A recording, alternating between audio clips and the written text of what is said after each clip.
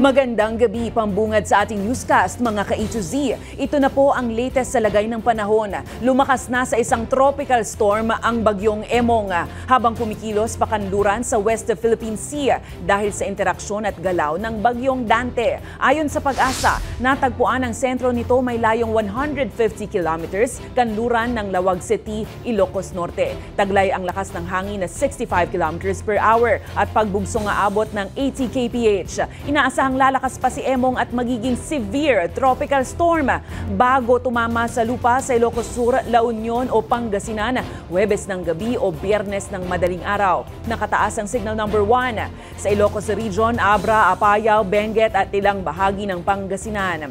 Samantala, nananatili ang lakas ni bagyong Dante habang kumikilos pakanluran, hilagang kanluran sa bahagi ng Philippine Sea.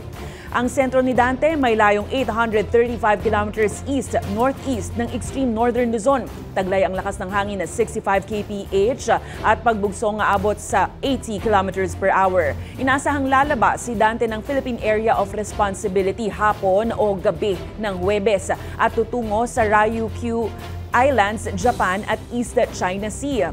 Pinalalakas ni Dante ang habagat na nagdadala naman ng malalakas na hangin at ulan sa Central Luzon, dito sa Metro Manila, Calabarzon, Mimaropa at Visayas. Nakataas rin ang gale warning sa ilang baybayin ng Luzon, kaya mapanganib sa anumang sasakyang pandagat. Bukod sa dalawang bagyo, patuloy na minomonitor ng Pag-asa ang isa pang low pressure area na nasa silangan naman ng Eastern Visayas at nasa labas ng bansa.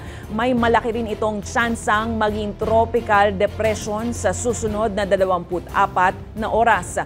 Kaya muli, maging alerto po sa posibleng pagbaha, pagguho ng lupa, bunsod ng matitinding pag-ulan at sumunod sa mga babala at evacuation calls ng mga lokal na opisyal sa inyong lugar.